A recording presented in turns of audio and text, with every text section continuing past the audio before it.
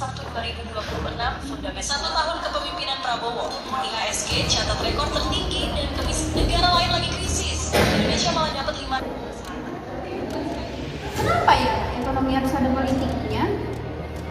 Bukannya ekonomi hanya soal angka dan pasar? Sih? Kenapa sih?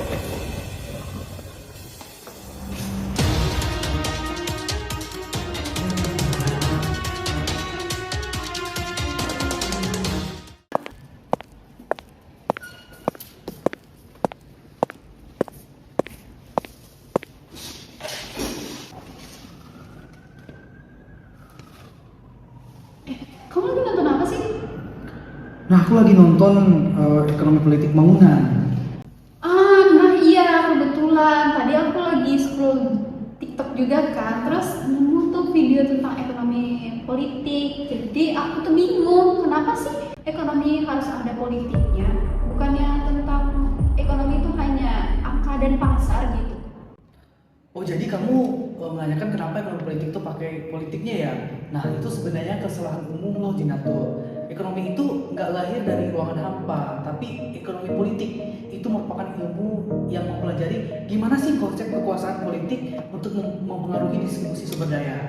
Nah, intinya siapa dapat apa, kapan dan bagaimana.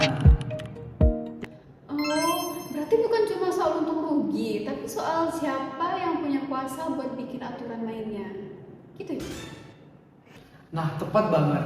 Karena terutama kalau kita bicara pembangunan itu bukan cuma bangun gedung saja, tapi soal bagaimana pilihan kebijakan yang diambil pemerintah itu berdasarkan dengan ideologi tertentu loh, Zinatul. Terus hubungannya sama teori kapitalis? Soalnya dosen aku bilang waktu itu kapitalisme itu mesin utama pembangunan dunia sekarang.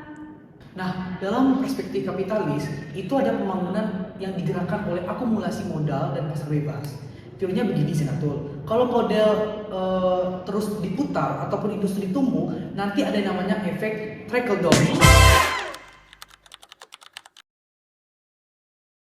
Nah, kekayaan itu bakal menetes ke bawah ke masyarakat miskin. Nah, kayak gitu Zinatul. Oh, tapi kenyataannya nggak selalu menetas ke bawah kan ya? Kadang soalnya malah macet di atas. Nah, sebenarnya betul-betul aja sih Zinatul. Karena kritik terhadap kapitalisme itu dalam ekonomi politik adalah adanya ketimpangan struktural. Karena kapitalisme itu cenderung loh memusatkan kekayaan pada pemilik modal. Sementara pekerja atau proletar itu biasanya seringkali hanya jadi instrumen pertumbuhan saja. Nah, ini masuk bagian yang paling aku bingung, globalisasi. Katanya globalisasi itu bikin dunia jadi satu desa besar. Tapi kok kayaknya negara berkembang malah makin susah bersaing. Nah, kamu itu harus tahu loh, kalau globalisasi itu seperti pedang bermata dua. Nah, kenapa ya? Karena secara ekonomi politik, globalisasi itu mendorong loh integrasi pasar dunia. Karena negara-negara itu dipaksa untuk membuka keran impor ekspor dan investasi asing. Nah, biasanya disingkat dengan FDI. Berarti negara maju yang punya teknologi dan modal besar bakal lebih menang dong.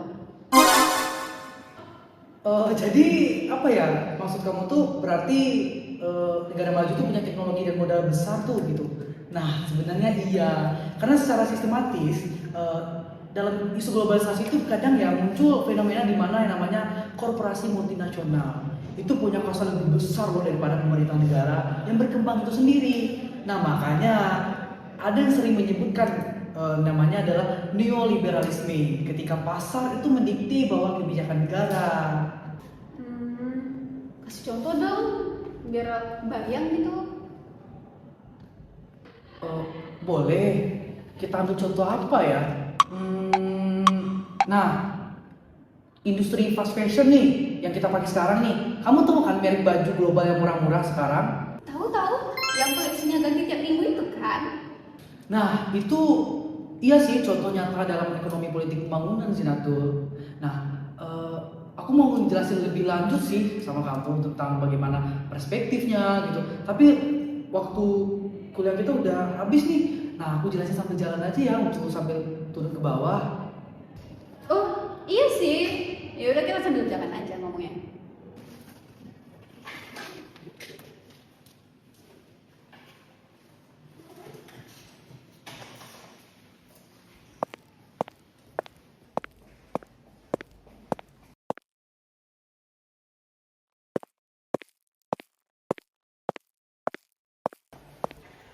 Nah, jadi gini loh, pertama itu ada namanya perspektif kapitalis. Nah, perusahaan dari negara maju biasanya pada pusat modal itu mencari keuntungan maksimal dengan menekan biaya-biaya produksi serendah mungkin. Kemudian isu globalisasi, mereka memindahkan pabrik ke negara berkembang seperti negara Bangladesh, ada Vietnam, ada juga nih karena upahnya murah, adapun aturannya longgar nih dari negara tersebut. Tapi ada yang menarik loh dari yang terakhir, ini namanya ekonomi politik yang aku tahu ya.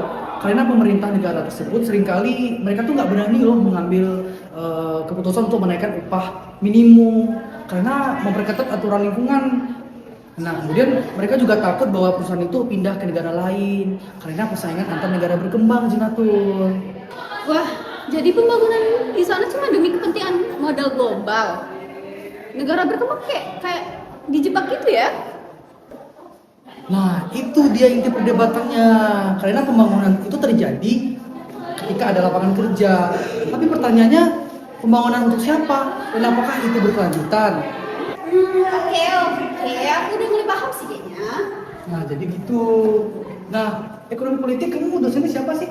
Oh, aku sama Bu Lince. Bu Linci.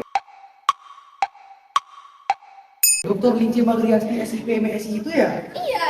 Wah, ibu tuh orang PSL kalau nggak salah ya? Oh iya. Iya, katanya dari PSL.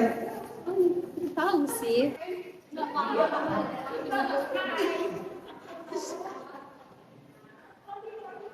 Kalau habis ini kamu ada kelas nggak sih? Oh, enggak sih ya. Ya udah deh, kita bareng aja ke bawah. Boleh?